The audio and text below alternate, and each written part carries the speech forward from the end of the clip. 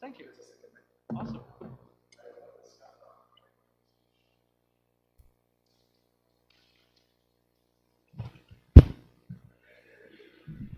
Haribol. This is an announcement. We are waiting for the participants. Am I already on Zoom? Yes. You should have told me. I was making a mockery of myself. No, I think we are.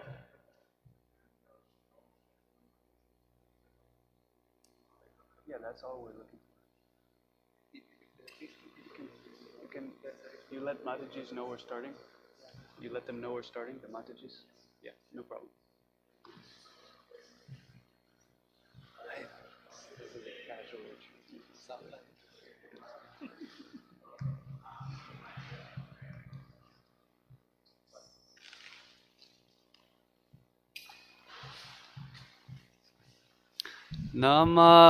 Namo Vishnupadaya Krishna Prestaya Bhutale Srimate Bhakti Vedanta Swami Iti Namine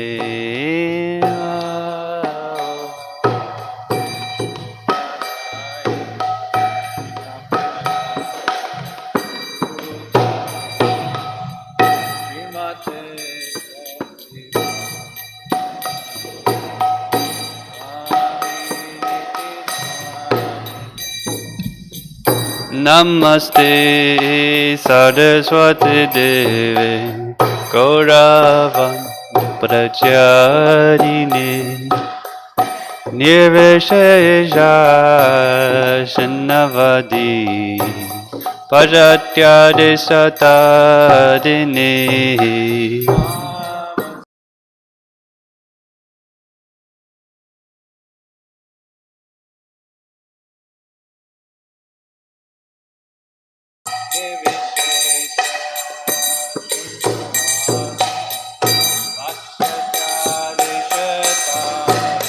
Jaya Shri Krishna Chaitanya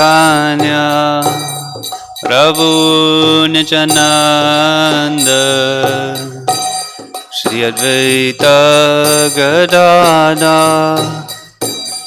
Srivasadi Gaura Bhakta Vrinda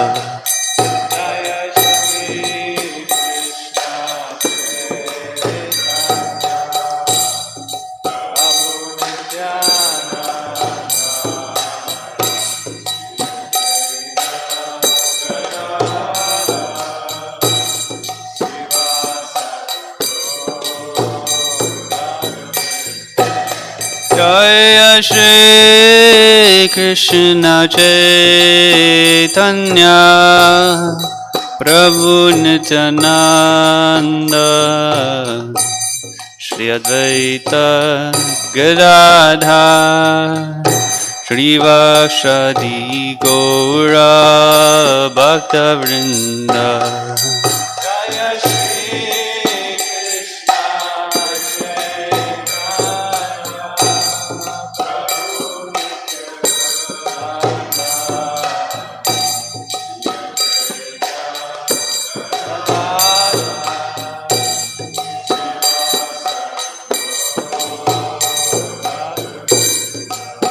Jaya Shri Krishna Chaitanya Prabhu Nityananda Shri Advaita Gadadhar Shri Vasadi Gaura Bhakta Vrinda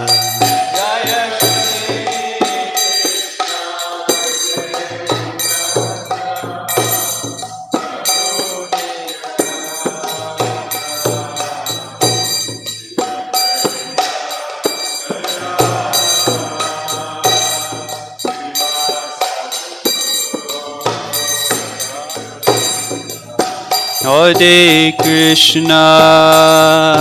Krishna, Krishna Krishna, Hare Hare, Hare Rama, Rama Rama, Hare Hare.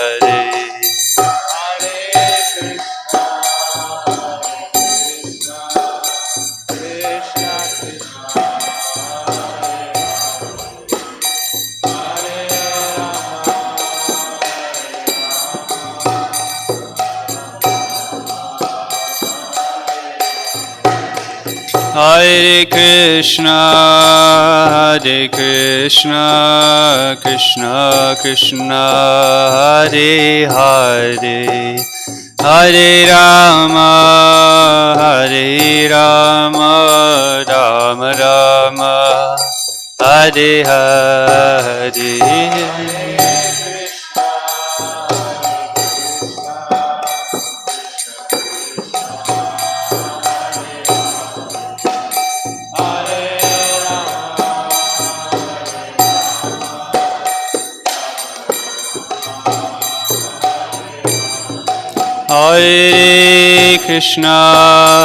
Hare Krishna, Krishna Krishna, Hare Hare, Hare Rama, Rama Rama, Hare Hare.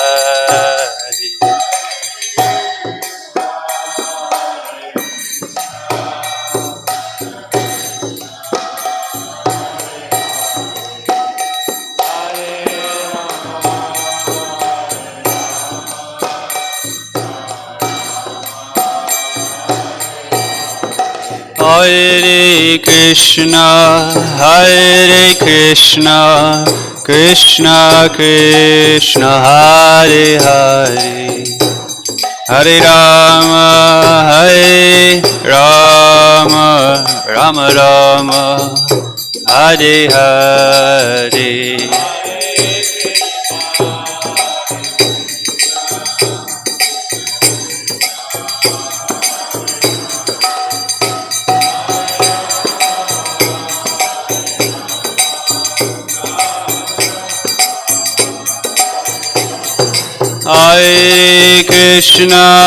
Hare Krishna, Krishna Krishna, Hare Hare, Hare Rama,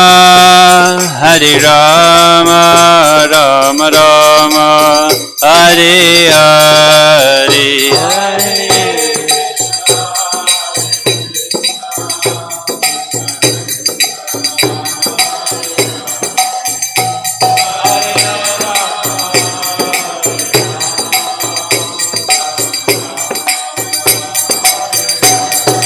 Hare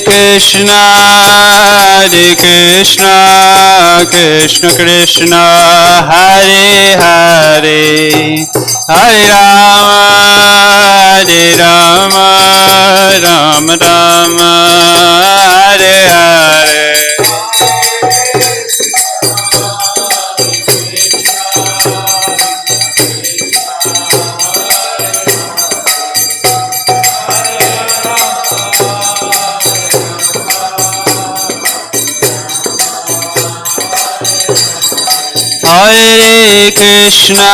Hare Krishna, Krishna Krishna, Hare Hare, Hare Rama, Rama Rama, Hare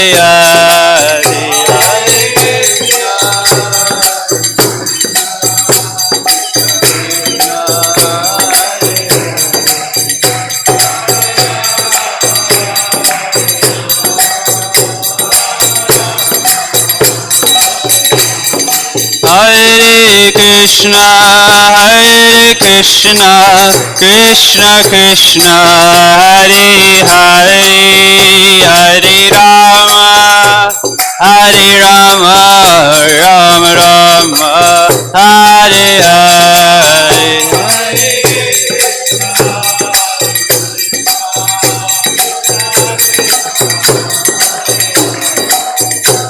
Hare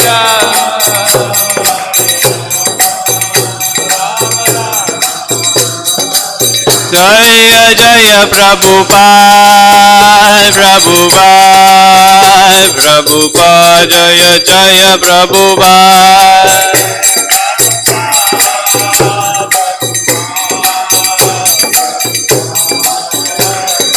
Nitai Gaura Haribo, Haribo, Haribo, Nitai Gaura Haribo.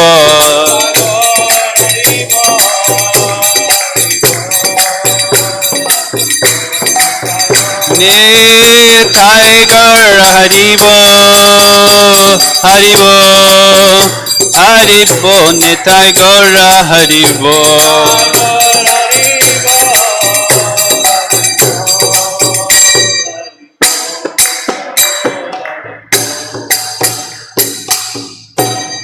Go Premanandi. You have a mic? You have a mic? What? You have a mic? I do. Okay.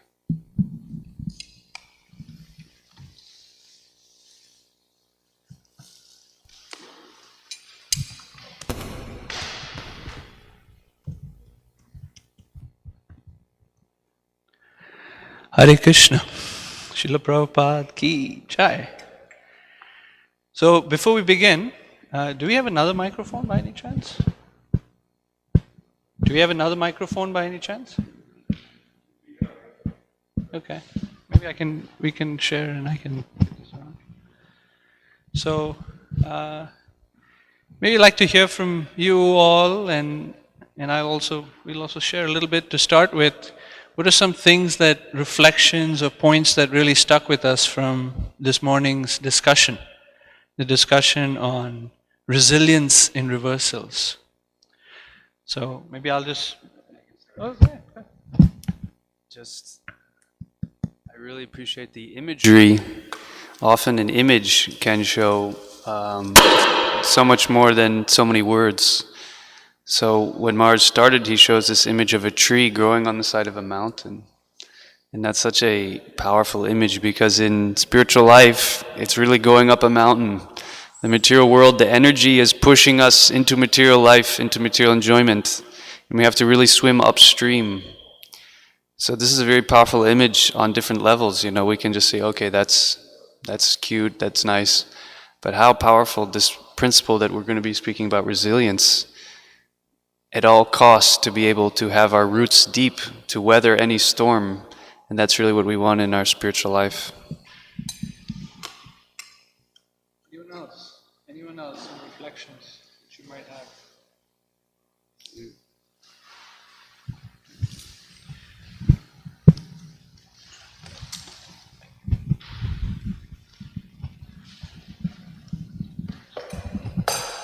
For me, it was also it came at a really good time because I've been having a really bad time in the pharmacy.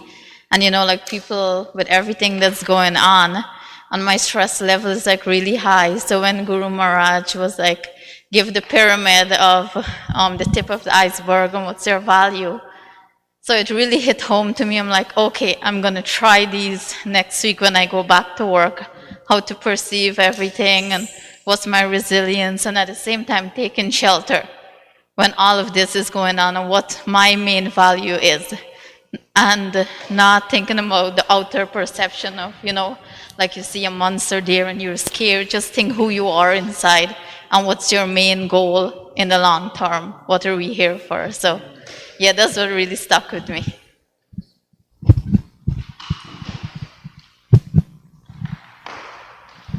Other thoughts, other reflections from this morning? Same like iceberg, that example. I remember Maharaj gave one lecture in IIT, like same. it's very deep. Like every time I realize, oh, it's like new points added for me. So today, it's for us as well to look deeply into us. Like we, I, I think always we will be like at least I will be above that level, like external things. But definitely we first I think have to realize our that lowest values, like that deepest values. And then I think we will be able to see others' deepest values.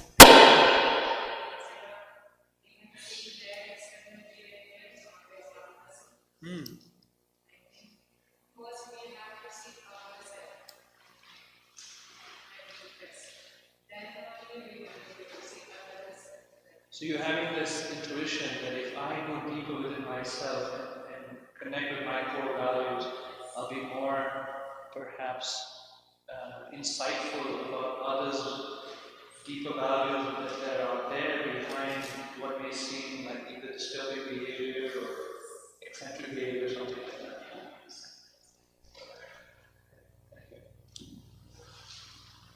Yeah, no problem.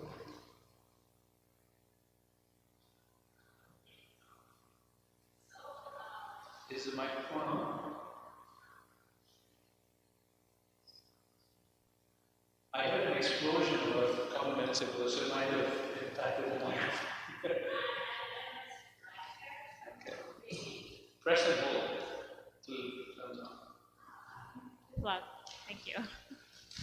So, like, one thing when they said, like, it's your values that hold you together, and more, higher values you have, more resilient you would be. And like, I've been practicing my resilience. Like, I mentioned it to you earlier as well. Like, when I'm in a situation, I try to step out of the situation spiritually and think from a perspective of a third individual who is looking at the situation, and it works well for me generally. So, but this incident happened like last week. I was watching this podcast that was talking about the 9 outrageous cult, which are, and it was just a generic podcast by I think it loses power every once in a while. so by some individual. And then on the podcast, first on the list was Scientology, second came ISKCON. Till then I was fine. I'm like, okay, me.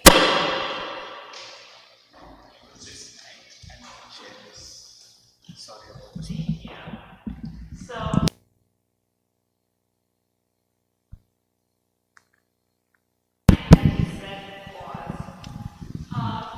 people started making a god out of a character of a novel. And I was like, okay, now you're questioning my whole history, my culture, all the years of Vedic system by calling Krishna a character out of a novel, and and then okay, that's enough patience to deal with this thing. And I really wanted to write a painting with this guy, and I was like, hold on, think about it, and it took me like 2 days to tell myself he's saying that because he doesn't know.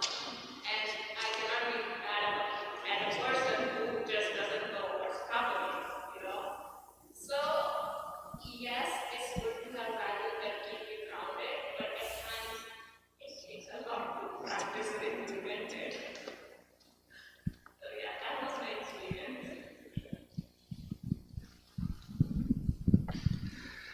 And sometimes we got to be a little more selective about podcasts we listen to, right? Sure.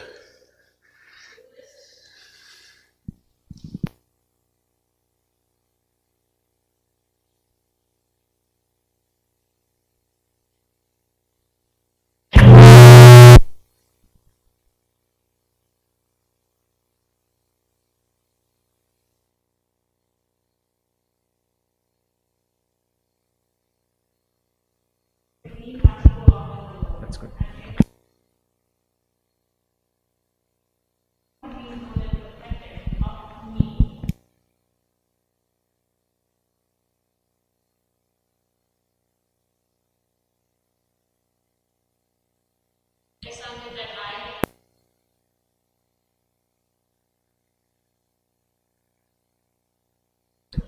Yeah, thank you.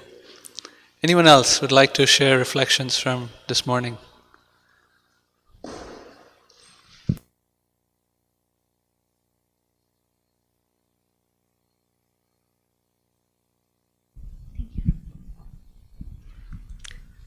Hello, everyone. I took quite a lot notes, but what stand out for today was Krishna will help us to find strength beyond our own strength. So I know this is very primarily, but many times we think, okay, I'm going to be very healthy, I'm going to be very strong mentally, everything is going to be fine. But then if we find a shelter in Krishna, there's always so much more strength we can actually find through that. So that's what it stand out for me for today's session. Very nice, thank you. Yeah. Any final comment or reflection from this morning? Something that really stood out for you, that was meaningful, that you wish to apply?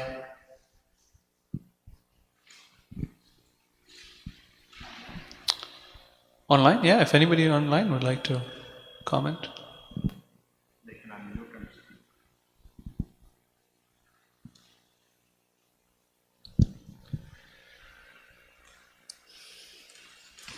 Okay, I think we're going to keep going, and if there is a comment, let us know and they can certainly chime in.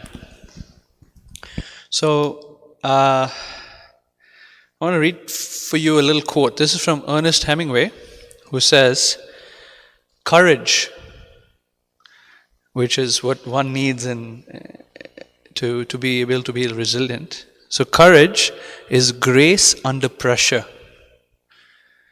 So how do you express grace under pressure? So we're going to go through about 5 things we're going to talk about in navigating resilience. Okay, so we're going to club the first 2, the second 2, and then the last one is sort of on its own. So the first 2, in terms of ways to navigate a reversal or challenging situation with resilience, one is to acknowledge the reality of the reversal, or acknowledge the reality of the upside down life situation we might find ourselves in.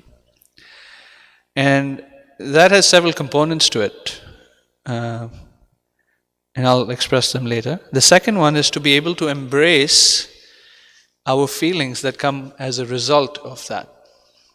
So when life turns upside down, there are feelings that we experience: sad, mad, glad, really upset, super confused, not having clarity, and feeling disturbed as a result.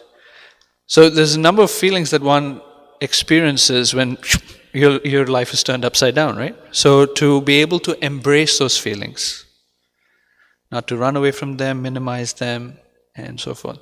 So there's 3 aspects to this. There's being honest, and part of being honest is being courageous to actually face these things, and then to be very accepting of it. So ultimately, where the transition to spirituality comes, or where the ability to be spiritual comes from, is the ability to accept. Very simple thing, but the ability to accept. Sometimes when we're faced with a challenging situation, or when we go back into our lives and see something that was very disturbing, or that kind of we found ourselves upside down, there's a tendency to minimize it, or forget it, or tuck it under the rug. Or to say, yeah, you know what, it was just my karma, and just move on.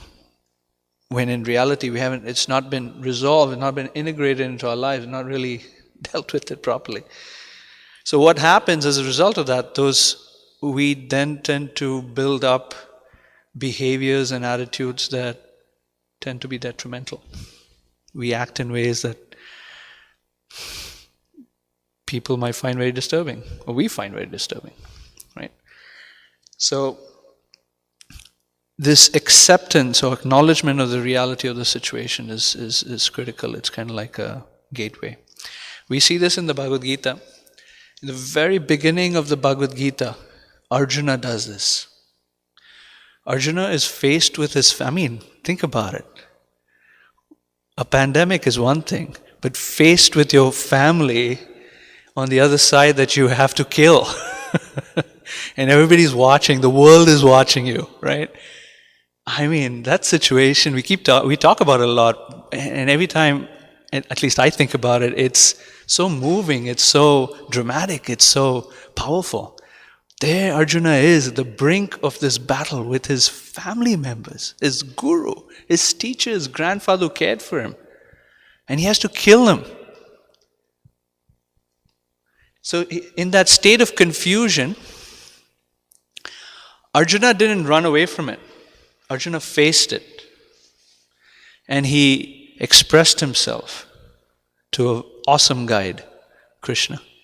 And he's, I'm disturbed, I'm confused, even though, he didn't say this, but even though I'm the greatest warrior in the world, and I've, beat the other side by myself before, no problem, but right now I'm just like losing it. I don't want to fight.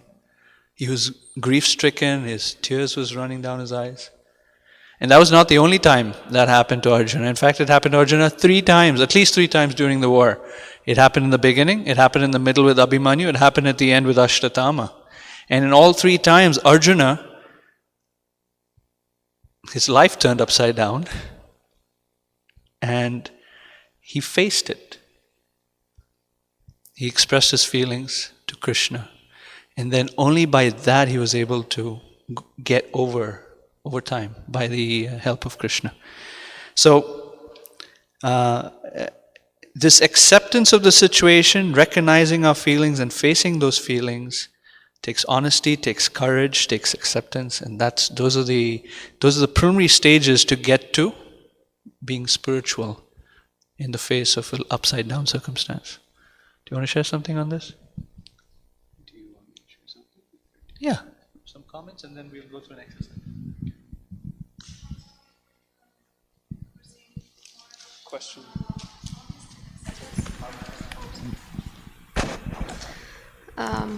So you were saying that courage, honesty, and acceptance, those 3 basic when we go through situations. Okay. And the acceptance comes from the honesty and being courageous. Then we're able to move into acceptance. Okay. Thank you. I'll just Umagyanatimirandasya Gyananjana Salakaya Chakshuro Militam Yena Tasmai Shri Gurave Namaha. I think it's important also, before we move on, to just clarify that there are certain experiences in life that do require some immediate action. And Mataji mentioned one where if someone makes an offense, then actually there's also a spiritual anger. So when we talk about resilience, we are talking about being resilient in the face of material dualities. Something looks good, something looks bad. But when we're dealing directly with Krishna, and topics about Krishna, then there is room for reacting in a certain way. Sometimes Srila Prabhupada would become furious, even while giving a class or speaking with someone, for people who do not have sufficient faith, or they have wrong ideas, or Mayavadi ideas. Then there is space, and it's actually healthy that we should react to such circumstances of life. Now, the resilience that we're talking about is situations where we can't really see, okay, is this going to be good for me or is this going to be bad for me? But if someone is directly making a criticism of a devotee or of the Supreme Being, then we don't just tolerate that. We should react, and that will be spiritually beneficial. So I just wanted to clarify that. On this point we have some beautiful examples of Shastra, of how it's a pattern when we read the scripture that Prabhupada has given us, Srimad Bhagavatam. It's not all peachy. And the reason these, the epics like Mahabharata remind, the reason the Lord enacts his pastimes is often in such a heart-wrenching way, in such a dramatic way, is to teach us later, who will come later, how spiritual life is something very dynamic, and it's not an autopilot program. And so many severe tests and challenges are mentioned throughout the scripture, which Krishna designs it that way. When you read Srimad Bhagavatam, it's not just they lived happily ever after. You have many cases of devotees who are, I'll share one we hear in the 8th canto of Bali Maharaj, who is celebrated as one of the Mahajans. But why? And this is one verse that describes what he had to go through. Although bereft of his riches, fallen from his original position, defeated and arrested by his enemies, rebuked and deserted by his relatives and friends, although suffering the pain of being bound, and although rebuked and cursed by his spiritual master, Bali Maharaj, being fixed in his vow, did not give up his truthfulness. It was certainly with pretension that I spoke about religious principles, but he did not give up religious principles, for he is true to his word. And Prabhupada explains, Bali Maharaj passed the severe test put before him by the Supreme Personality of Godhead. This is further proof of the Lord's mercy toward the devotee. The Supreme Personality of Godhead sometimes puts a devotee to severe tests that are almost unbearable.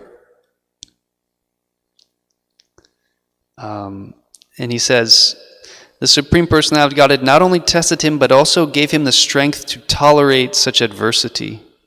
The Lord is so kind to his devotee that when severely testing him, the Lord gives him the necessary strength to be tolerant and continue to remain a glorious devotee. So what we see in these circumstances are that despite, as we'll get into more, the duality, spiritual life is about remaining fixed in consciousness. And that can only happen when there is a deep connection with Krishna. So this is why other schools, other teachings, even other philosophies, they cannot really establish tolerance and resilience, because the root of our soul, we are part of Krishna. So the only way we can really develop that is connecting with the true self, the self of the self. Everything else is insubstantial, insignificant. It's unable to really provide us the tool. In order to get to the tool, like she said, the bottom of the iceberg, it's Krishna. He's the root of all existence. And when we tap into that, that is the strength to overcome everything. But if we look X, Y, and Z and all the other places, or the different circumstances we find ourselves, we won't get that strength until we connect with Krishna. Any comments or reflections online so far? Okay. So we have a sort of like an exercise to go through, but yeah, if there are any questions or comments at this point? Thank you for your explanation. I want to ask more of a question. So besides chanting, helping the others, like how would you describe the connection? Like I would like to hear more experience. I know for different people it's different, but sometimes I want to hear somebody who has more experience. What would be the feeling that you feel more and more connected? Prabhupada explains that as our spiritual life increases, a symptom is that detachment awakens. So Prabhupada would use this as a good indicator of how much we are deep in our spiritual life, how much we get affected by the movings of the material world. So in terms of a practical experience, it can only come when there's some detachment. As long as there's material attachment to this things, we have hopes invested in the material world. And the proper position of the soul is to invest all of our hope in Krishna. So when Krishna, another word we use is shelter. When Krishna becomes the main object of our mind, this is another way we can test. Where does our mind go in these challenges? So practically, this attachment to Krishna will mean, in these circumstances, our mind will just go to Krishna, and Bhaktivinoda Thakur explains the process of saranagati, or surrender, that we feel Krishna is my protector, and Krishna is my maintainer. Now, if you take deep shelter of that teaching, and you really realize, in any circumstance, only Krishna will protect me, only Krishna will maintain me, then you can feel that peace. And, love is about thinking about someone. You don't love someone you never think about. So there has to be a constant thought of someone else to develop love for them. So this allows the mind, when we've taken shelter, it's like having a roof over our head. Now I've taken shelter of Krishna, so now my mind can go to him in these challenges. And we will, like you said, you can't really describe it. It's kind of it's experiential. But in my experience, or from what I've heard, is that Krishna is a dynamic reality. Krishna is not just a historical personality. It's a living relationship, moment to moment. And when we become more and more practiced, we can tap into this reality. It's existing now at all, Krishna and the spiritual world. So we want to learn how to tap into that deeper and deeper. Krishna is so beautiful and kind and loving, and he has all these divine qualities. So when our mind is attracted to that, the little things that happen to us, they just pale in comparison. And ultimately we're getting a superior taste. We really have to awaken a taste in our practice of bhakti. And there are opportunities we have for that, like chanting kirtan. Krishna wants to bring himself into our mind. We have to let him in. And we've let in so many other things, so we have to now say, okay, everyone else, you have to exit. Show's over. Everyone has to go. Krishna, only you can come in now.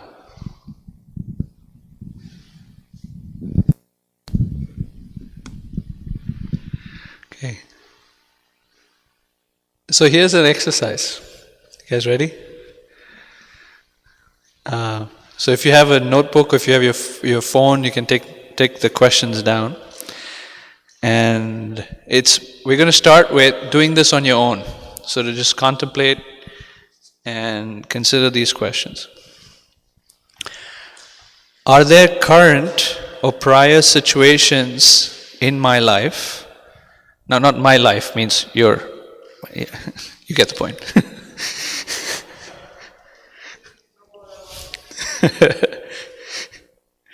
Are there current or prior situations in my life that I have not had the courage to face and fully accept?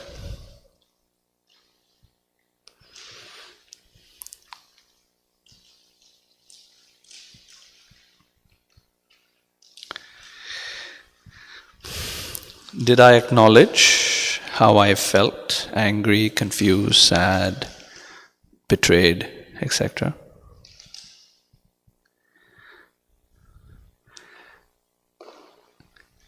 And am I now okay with it? Am I accepting of it?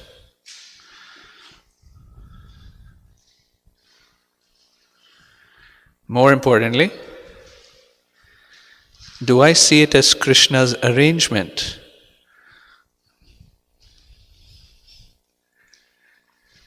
Life is a balance in so many ways.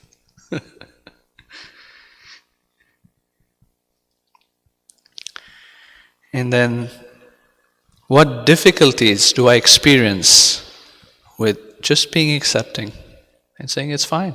Like Maharaj was saying this morning, it's okay.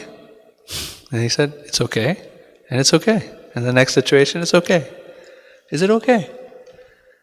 Ask yourself, is it okay?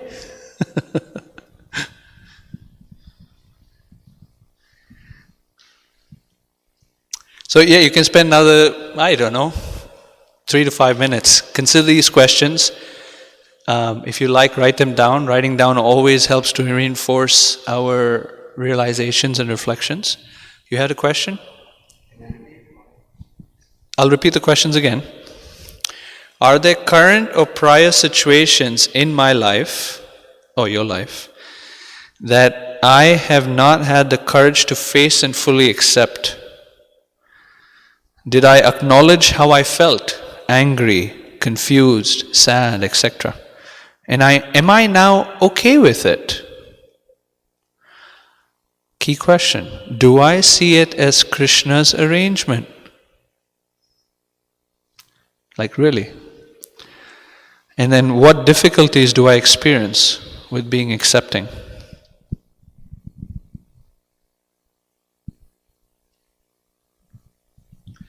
Just sharing with you guys, about 4 weeks ago, I did a little exercise as part of a class I'm taking. And that exercise was to do, it's called a loss history graph. I'm used to, two-dimensional graphs of either business side of things or of engineering things, but this was a loss history graph. And the exercise was to go to the beginning of my life in this particular body and identify all of the losses I've gone through in my life. And what was my reaction, how others reacted to it, and whether that's sort of integrated well in my life now. It was a powerful exercise. And there were others who also did it and found it to be very, very meaningful. Because they were like, and these are devotees who've been practicing for 30 years. And they said, wow, now I understand why I behave the way I do. Anyway, take some time and think about those questions.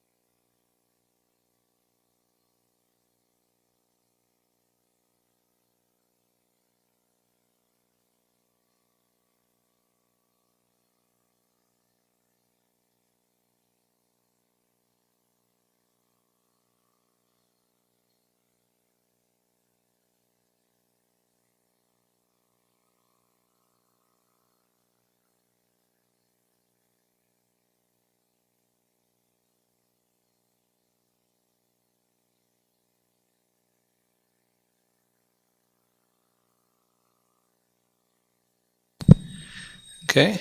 Oh, here's a tough one. Find a partner or someone else you can talk to, and it can even be me and my compadre here. We're totally different ashrams. He's brilliant, effulgent brahmachari, and Prabhupada once said, rotten householder. Both speak Spanish. What's that? We both speak We Spanish. both hablamos español, los dos. Anyway, yeah, we have some commonality, but we have a lot of difference too. Anyway, yeah, but my point is find a partner, and how much of you are willing to share some of your reflections from these questions, go ahead and do that and mutually share. So pick someone, just find someone and pick. Anyone left and we'll find a partner for you.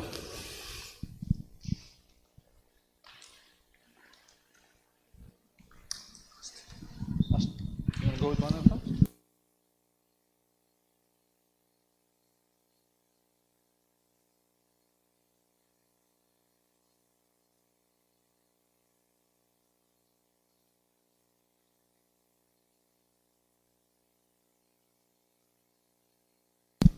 We do this for about 3 minutes or so, 3 to 5 minutes.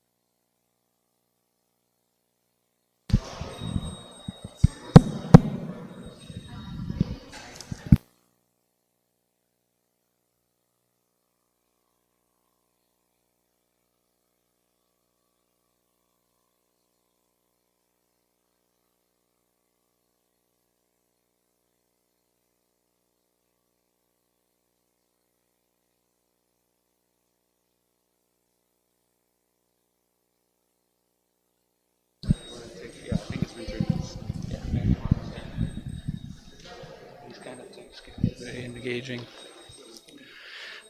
No, we will pause, yeah. Hare Krishna, everyone. I'm sure can be very engaging because this gets to a little deeper than most of our conversations, right? What do you have for breakfast? How was yesterday? What's the weather like?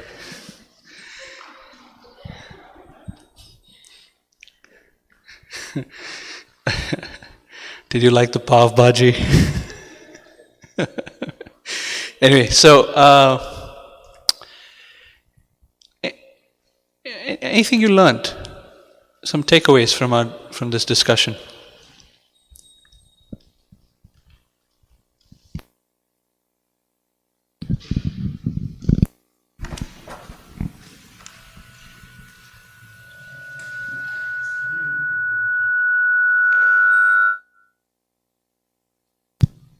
Yeah. Pass it to. Oh, did you want to say something? Yeah. Oh, go ahead. Go ahead. Okay. So, it like these things will be always in back of mind, like up downs in life. But Up, down, in? life, Oh, like it is continuous or Yeah. always. But like this exercise helps to think over it. Like of course, when like you said, when we write it down, it's like more clear always. Like okay, this. So this exercise helped me to recollect. put your mic closer because you're speaking through a mask. Yeah. Okay. So it's reminded me, of course, one big incident happened in my life in childhood, and it lasted almost 20 years of my life. But that time, we never had that feeling of shelter of Krishna. Though we have faith in God, like vaguely, like everybody will have. And definitely, we never had surrendering to Krishna. It's always like we have to do it, we have to take control of that situation, we have to come out of it. But like we never had that feeling that okay, he is there and he will take control of us. We only have to surrender unto him. So because now, even now we will have up downs in life, but it's a large difference I can see, like in my thinking as well. Not fully, I know I am not fully surrendered even now, but I know he is there for us. So it's like I can make out that difference very clearly now, that situation and now. So this helped me like clear cut. Anyway, I have that in mind, but this exercise helped me to come to that. It helped to bring out that intuitive feeling that there's been such Yes. a dramatic change in your Yes. own perspective of life. Yeah. Yes. Thank you. Thank you. Shri. First of all, I like what Acharya Nisha Prabhu said. The proper position of the soul is to invest all our hope in Krishna. I think that is really the simple thinking, higher living. And this exercise actually have me thinking more and more that we have no other shelter. Just as Queen Kunti said, well, of course we won't want there to be so many calamities as human beings, but whatever adversity we have, this is actually a battlefield of Maya here in this material world. We're not in Kurukshetra. I think we're worst. We don't have, Krishna is not exactly talking to us. We have our guru, whatever, but we are in an actual battlefield trying to get back home. That's our victory. So this exercise have me thinking, you know what, Shri? Krishna is your only shelter. Whenever anything is going on, just think about Krishna feet, as my Siksha Guru told me today. So thank you for this exercise. Krishna. So I hope you're not going to pay for another pandemic, right? I mean, you were quoting Queen Kunti, and she prays for calamities. So take it easy.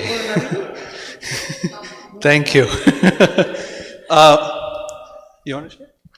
Okay, so maybe we take one more and then we'll continue on. Nupur?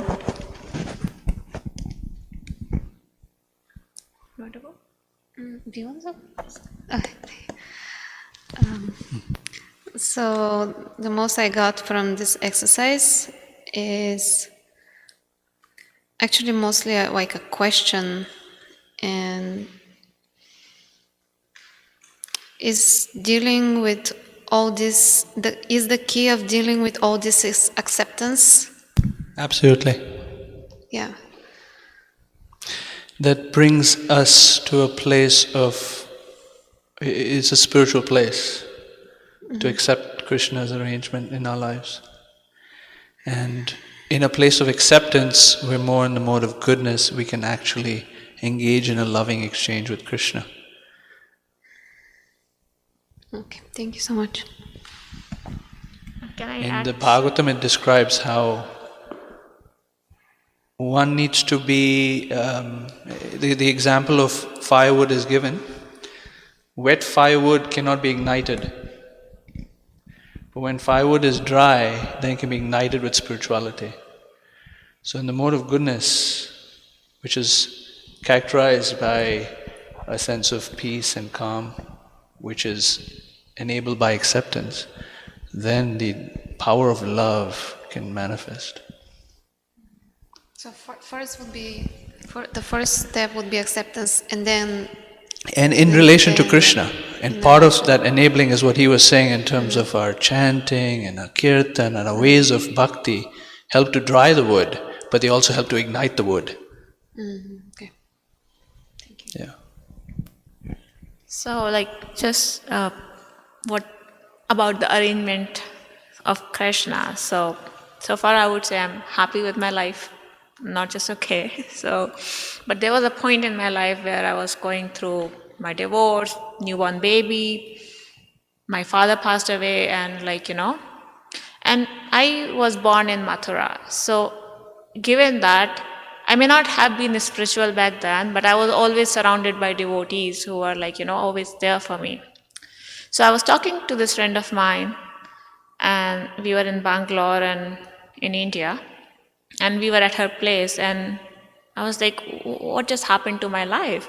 And she's like, look outside. Don't you feel you are so fortunate?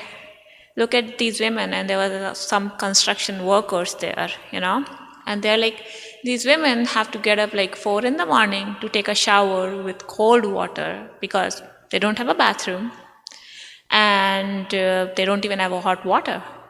How fortunate you are, you can take shower whenever you like, in privacy, and it's hot. And that was the moment, first I realized how fortunate I am. Second, I realized, Krishna always sends someone, makes that arrangement for me to interact with someone who is a devotee, who makes me realize, and who also helps me in different ways. And then I started reflecting back on my life, how many times have I was once, someone stole all my money in Russia.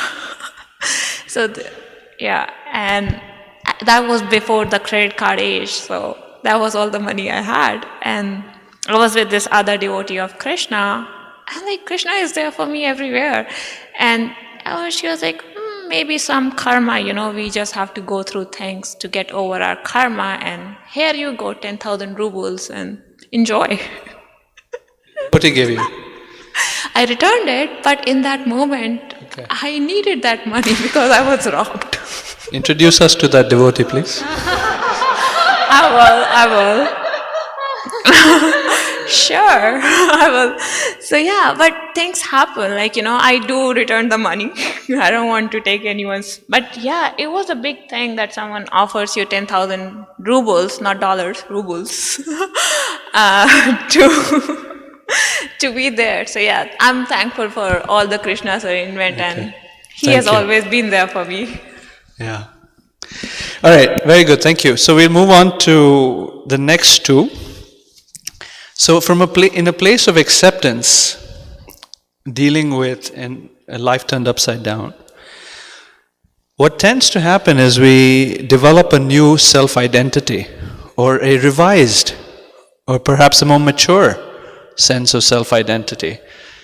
For example, I'm not in control. That's a nice one. And so forth. So there has to be this willingness to change and be ready to morph who we really are. And another aspect in this place of acceptance is a search for meaning. Like the question of why did this happen to me? Like what is the lesson for me to learn from it?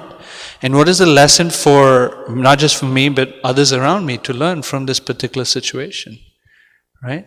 So now this is entering into a more cognitive space instead of affective space, but the more cognitive space of integrating the loss or the painful circumstance or the, what happened to my life situation into who I am today and how I'm going to live moving forward.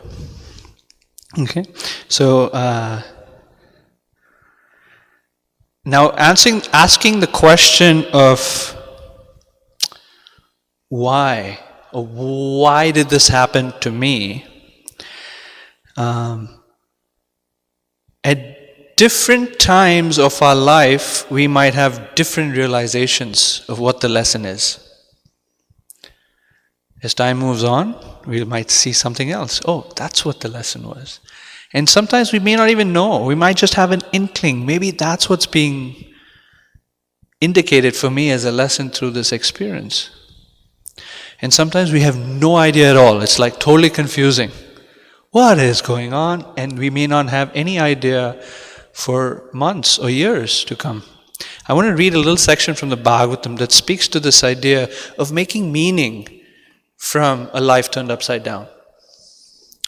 And this is in the ninth chapter of the first canto, where Bhishma Dev, so after the war of Kurukshetra, the Pandavas, who have lost all of their family members on the other side, and Arjuna lost his son, and Draupadi lost all her sons. I mean, it was intense. It was bloodbath.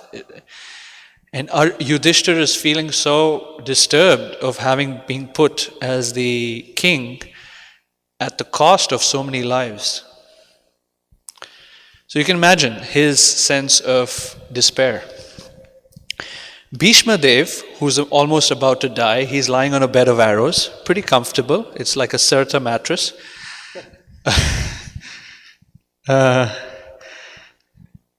Speaks the most wise words possible. So let's hear what he has to say. Oh, what terrible sufferings and what terrible injustices. Ever get the feeling, this is not fair. This is just not right. This is not fair. It happens everywhere, all the time, even in devotee communities. What terrible sufferings, what terrible injustices you good souls suffer for being the sons of religion personified. You did not deserve to remain alive under those tribulations. Yet you were protected by the Brahmanas, God, and religion. There's a lot to say about each one of these verses, but I'm going to get to the punchline. Next one, he says, as far as my daughter-in-law, Kunti, is concerned, upon the great General Pandu's death, she became a widow with many children, and therefore she suffered greatly. And when you were grown up, she suffered a great deal also because of your actions. He's talking to the Pandavas, her sons. So his focus went to Kunti and thinking about how Kunti has suffered so much. And boy, was Kunti a pure devotee. Ever since she was a young girl, she had such faith in God and Krishna. She had such shelter in Krishna. Yet, the pain she went through was just unfathomable. In my opinion, so why does this all happen? He says, in my opinion, this is all due to inevitable time, under whose control everyone in every planet is carried, just as clouds are carried by the wind. So a cloud can protest, hey wind, stop pushing me around. Tired of you pushing me around. Like that, our lives are being pushed around by the force of time. We might have the illusion that we're making things happen. I just got a new job, for example, and prior to transitioning to that, my meditation or realization was, I don't know how. In fact, I went back and I thought about all of my career transitions, and I saw that in each one of those career transitions, it wasn't something I did, it was some external circumstance that triggered it for it to happen. In other words, I'm a cloud and time is wind. Krishna is time. And then the purport is discussed that the super soul that's in our heart is the time energy, is equated to the time energy. Okay. Then he continues, oh, how wonderful is the influence of inevitable time. It is irreversible. Otherwise, how can there be reverses in the presence of King Yudhishthira, the son of the demigod controlling religion? Bhima, the great fighter with the club, and the great bowman Arjuna with his mighty weapon Gandhiva, and above all, the Lord, the direct well-wisher of the Pandavas. So this is the punchline. O King, no one can know the plan of the Lord Shri Krishna. I'll repeat it. No one can know the plan of the Lord Shri Krishna. Even though great philosophers inquire exhaustively, they are bewildered. Remember that acceptance message? Sometimes we have to be also accepting that we don't know why certain some things happen. And it's okay. It's okay. And it's okay. Would you like to comment? I was just curious what's coming up with.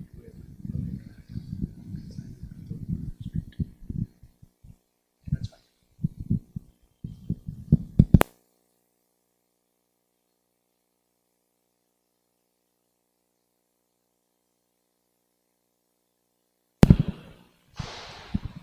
It's very interesting. We might wonder, here's Bhishma Dev, he's a pure devotee, and he's saying, why does this happen? It's due to time.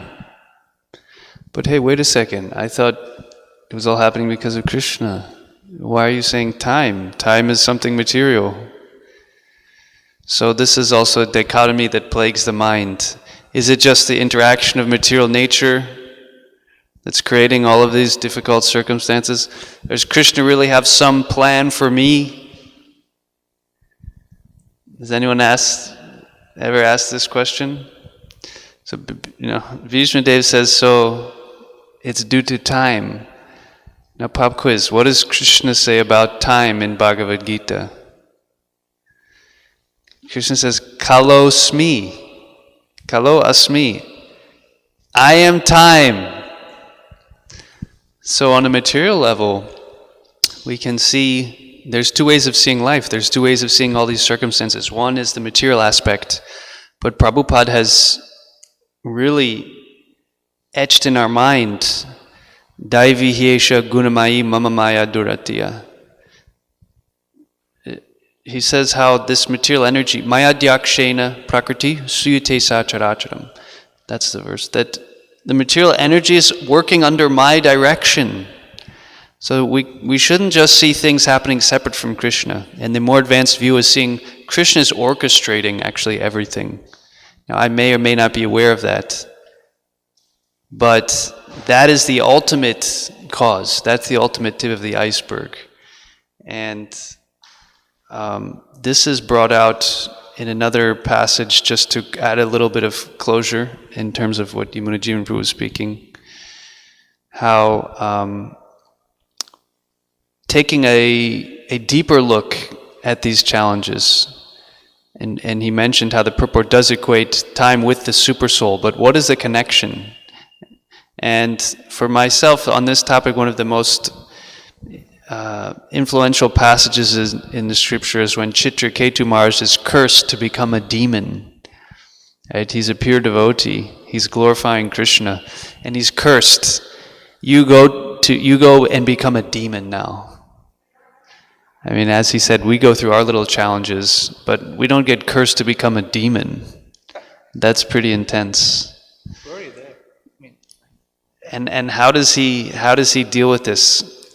He approaches Parvati, he says, "My dear mother, with my own hands folded together, I accept the curse upon me. I do not mind the curse, for happiness and distress are given by the demigods as a result of one's past deeds." So let's see how he evaluates this. Prabhupada explains, since Chitraketu was a devotee of the Lord, he was not at all disturbed by the curse of Mother Parvati. He knew very well that one suffers or enjoys the results of one's past deeds as ordained by Daiva Netra, superior authority, or the agents of the Supreme Personality of Godhead. He could see that this punishment had been ordained, thus the king did not mind it. A devotee is naturally so humble and meek that he accepts any condition of life as a blessing from the Lord. Tatenu kampam susamikshamana. A devotee always accepts the punishment from anyone as the mercy of the Lord. If one lives in this conception of life, he sees whatever reverses occur to be due to his past misdeeds, and therefore he never accuses anyone. On the contrary, he becomes increasingly attached to the Supreme Personality of Godhead because of his being purified by his suffering. Suffering, therefore, is also a process of purification. So taking the next step, Prabhupada has taught us that our mood is whatever calamities I deserve worse, Krishna is giving me only a fraction. And in that how, as Maharaj mentioned, what is that point that a sadhu can bear all things? When he's able to see Krishna's mercy, we talked about seeing Krishna in this, but let's see Krishna's mercy, that I deserve a devotee's humble. So he feels like Krishna's giving me just a token. Now, not just tolerating, I can be grateful for this. I can actually see, I can develop love for Krishna through this. And so this is a false dilemma, false dichotomy. Is it material nature? Is it Krishna? Well, it's Krishna orchestrating through the material energy. But how it is received by a materialist, how it's received by a practicing devotee, and how it's received by an advanced devotee is different based on their connection with Krishna in those circumstances. And the goal, we want to be in this position that I'm fully surrendered to you.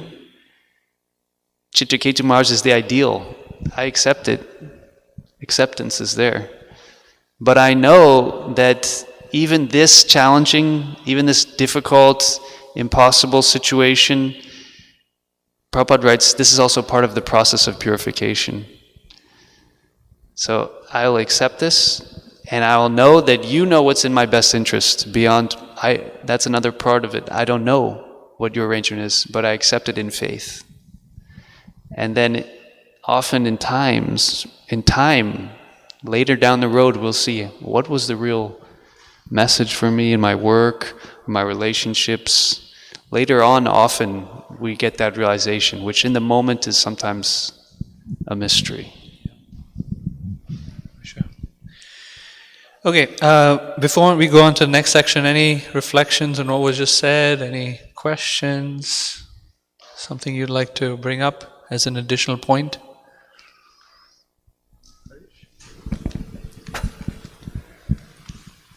In the first exercise,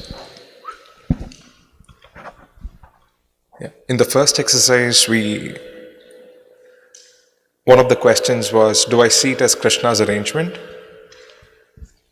Now, many times I don't see it as Krishna's arrangement, but I just see it as a consequence of certain decisions or certain actions that I had performed.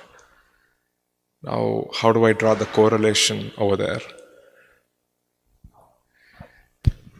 You asking me? Either. It's Krishna's arrangement. You have to answer this question. Okay, what we understand from Bhagavad Gita is that it depends on our faith in Krishna, our relationship with Krishna. Krishna says, "Ye yata mam prapadyante tam sataiva bhajamiham." To the degree that we're in this loving relationship with Krishna, to that degree He's protecting us. So it will be different for everyone. If we are not so much surrendered to Krishna, then Krishna's hand might be more distant for us to perceive. But the more we, step by step, day by day, enter deeper into that relationship, we can perceive how Krishna is behind the scenes. Krishna actually arranges for devotees who are fully surrendered. He's arranging every little thing in their life. I understand. But from where I am today and looking at, let's say... Let me just make sure we understand the question. And Sure. let me repeat it and make sure that, that we capture it. So, because I heard a few things and I was a little confused. Are you saying that when you engage in an activity and you see a result, then you kind of put the blame on yourself, or you give your credit to yourself for that activity, or for the result of that activity? Or are you saying that you're going along life and then something turned upside down for you and you're thinking, I must have done something to cause that? That's correct. Second or The first? second one. Second one. is correct. Okay. Yeah. Okay. So let's say I made a bad decision and there was a consequence of the decision.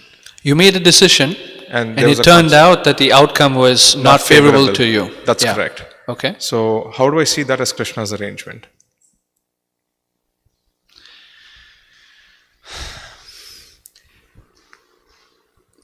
It's to do with faith. And our conviction in... The reason why I ask is because I'm probably not thinking about Krishna when I made that decision either. Sure.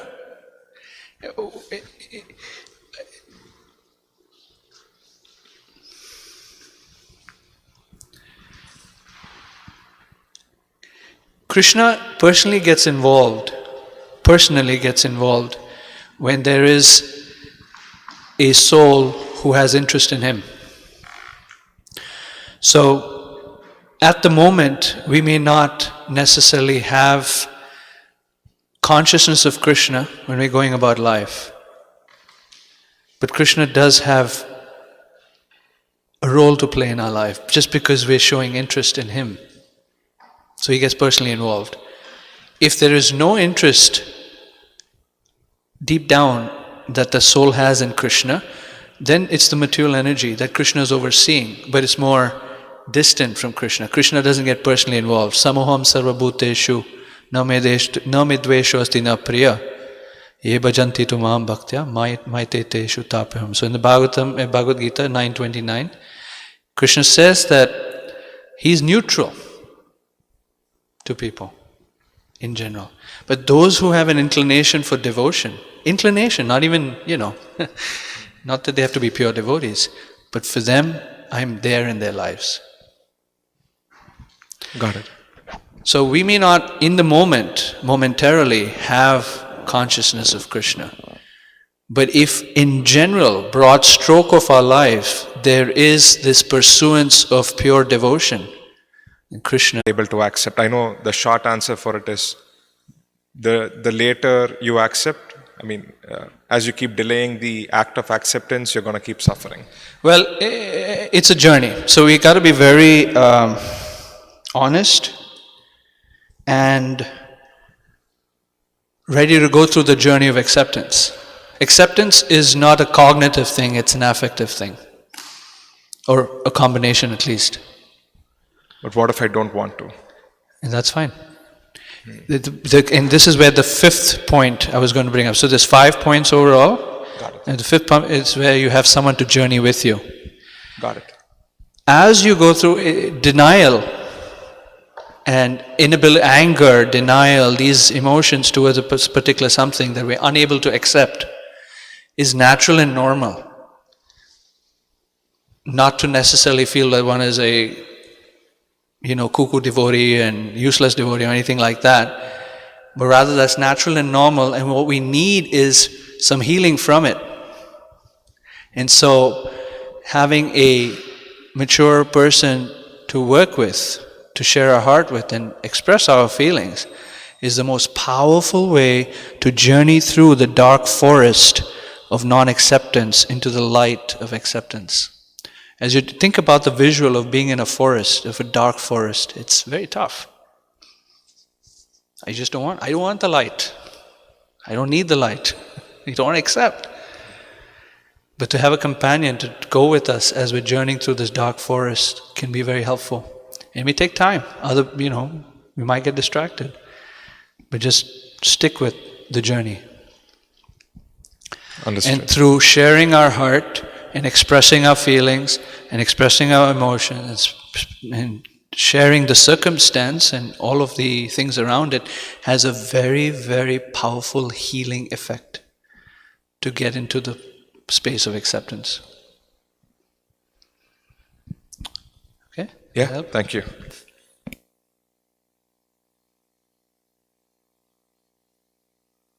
All right, so let's go to the fifth one. So let's recap. The first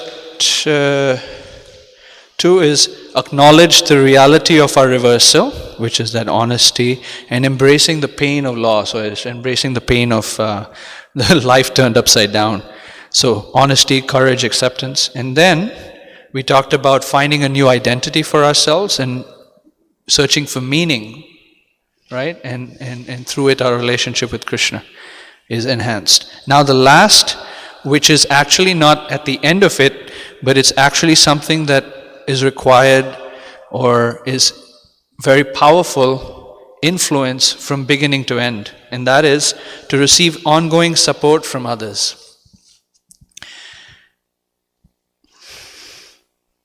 I gave the example of this companion in the wilderness of dark forest. Let me share with you this quote. I really, really liked it. Listen carefully, please. Walking with a friend in the dark is better than walking alone in the light. And we see this in the life of one example in the scripture is Dhruva Maharaj. He had the loss of his father's connection with his father. His father didn't accept him into his lap, and Dhruva lost his pride as a Kshatriya. He was really pained, and he got insulted by his stepmother. It was tough for him. But he had his mother to journey with him, and he had Narada to help him through it. And we see this, if you study the Bhagavatam over and over and over and over and again, we see people's lives turned upside down, and there's an agent, there's a companion, there's a help. King Chitraketu, the example there, he had Angira, and he had Narada to help him go through that dark space in his life, having lost his son, and so forth. So,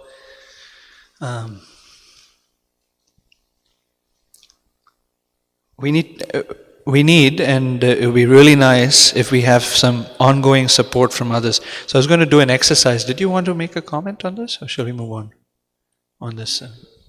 Maybe at the end. Okay. So here's the exercise. Again, find a partner, this different one this time, and identify two persons in your life that you can companion, or that can companion you through life's upside down circumstances. And question, are they devotees of the Lord? And ask yourself this question, why do you trust them to accompany you in your challenging journey? Why do you trust them to accompany you in your challenging journey? All right, so find a partner.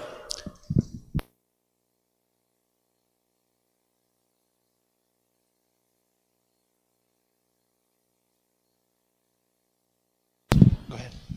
Also, if some of these things are quite personal, it's nice to have a partner to share. If you don't feel comfortable, don't feel pressure.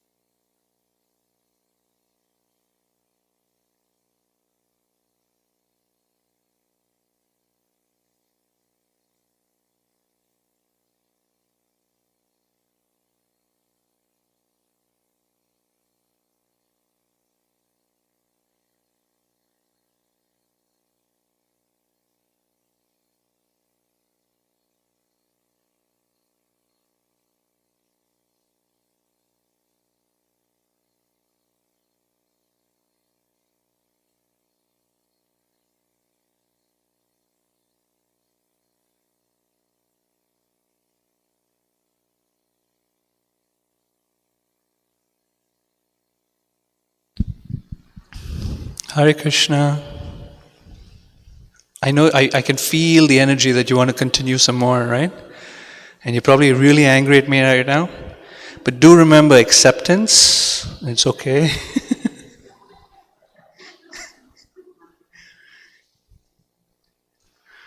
Some just ignore. And that's fine too. Hare Krishna. Oh Shri. Sorry. I know it's a very engaging topic, but okay, so can we have any reflections or comments or thoughts from what we just, from this little exercise? Anything anyone would like to share? If not, that's fine too.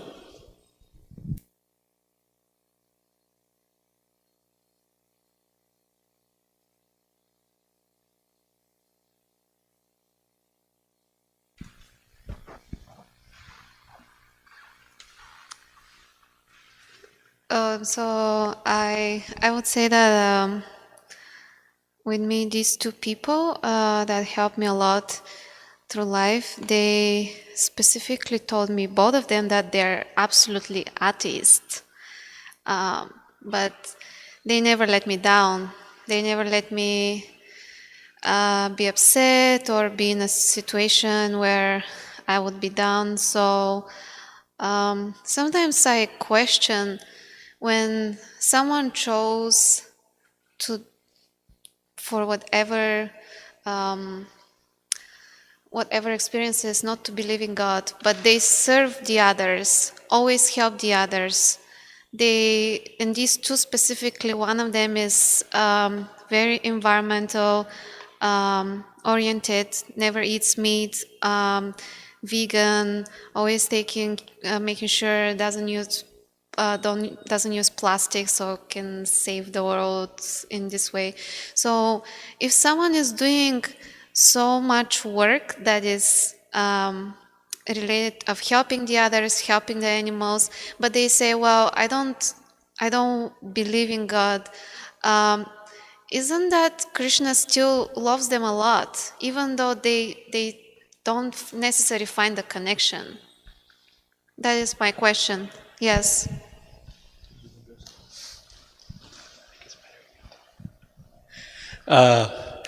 Acharya gave me the indication that I should answer the question, even though I asked him to. Well, Krishna loves everyone. He's everyone's father. So devotee, non-devotee, loves everyone. So that's your question, right? Does he love everyone? He loves everyone, including the person who may not have an inclination for bhakti, but has a sort of mode of goodness type approach to life, to be of less harm to the planet and to animals and to others around them. That's a nice feature to have, no doubt. The problem with, or the weakness of not having a connection with God is those qualities of mode of goodness can deteriorate over time. What happens with the connection with God is it sustains that emotion, or not emotion, it sustains that character or behavior. Time has a tendency to destroy all things, including such behavior. So, having said that, back to your question of doesn't Krishna love the person? Sure. Krishna loves everyone, including the little insect that was crawling on Austin, and Vamshidhari very carefully and lovingly put it in a piece of paper and took it out. He could have just said, da-dant, da-dant, da-dant, da-dant. Okay? Yeah, thank you so much. Okay, any other?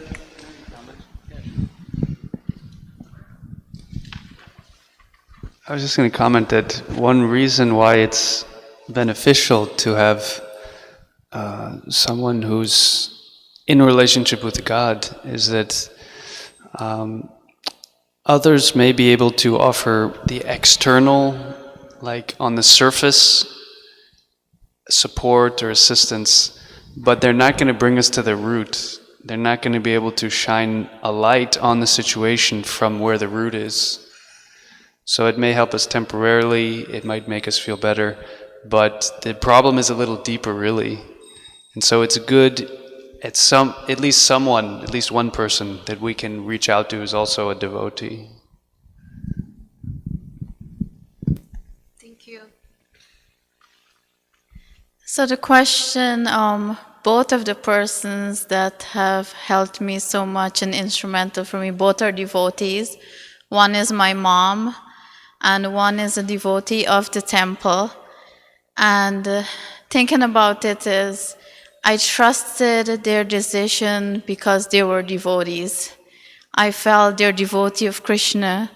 I'm a devotee, so they're going to steer me in the right path. I trusted their character because they're devotees. And devotees of Krishna can never be wrong. Krishna is speaking through them.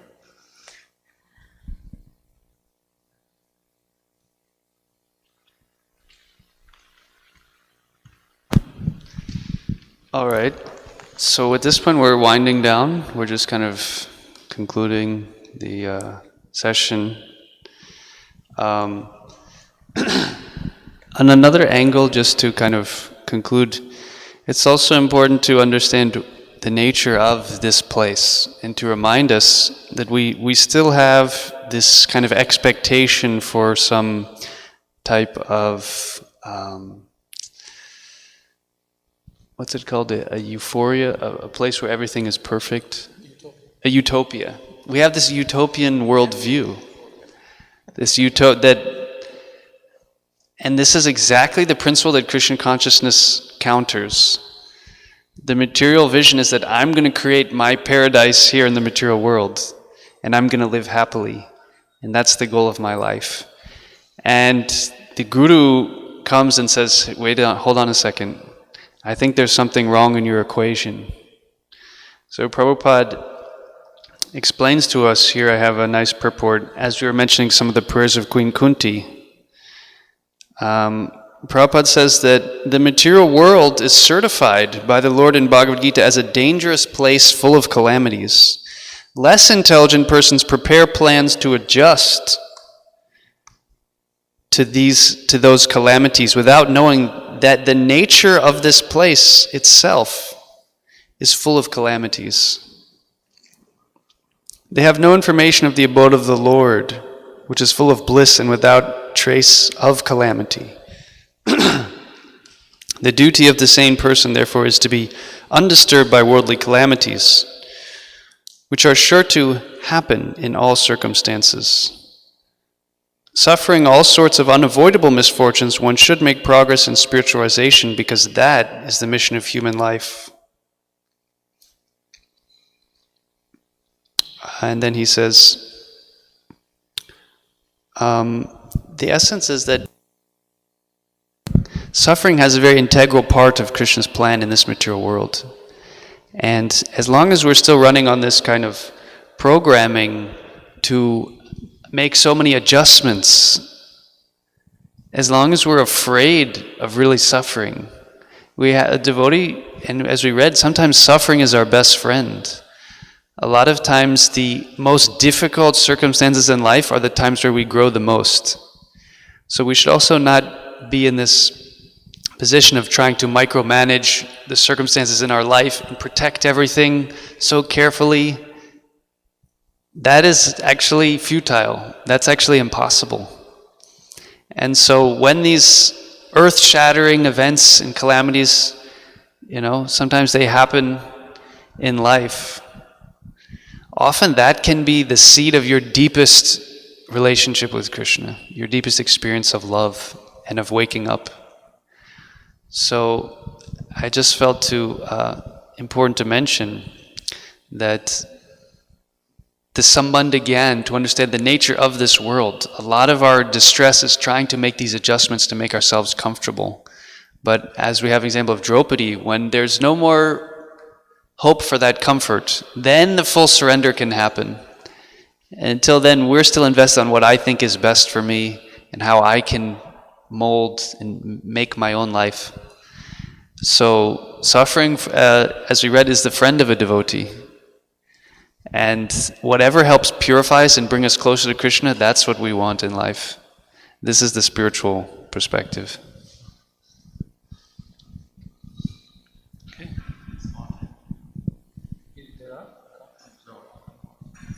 To invite them? Yeah, anyone online would like to share some comments or reflections from spending time with the group this for the last hour and a half or so? Okay, you're welcome to unmute and speak. We've somehow got the magic technology working.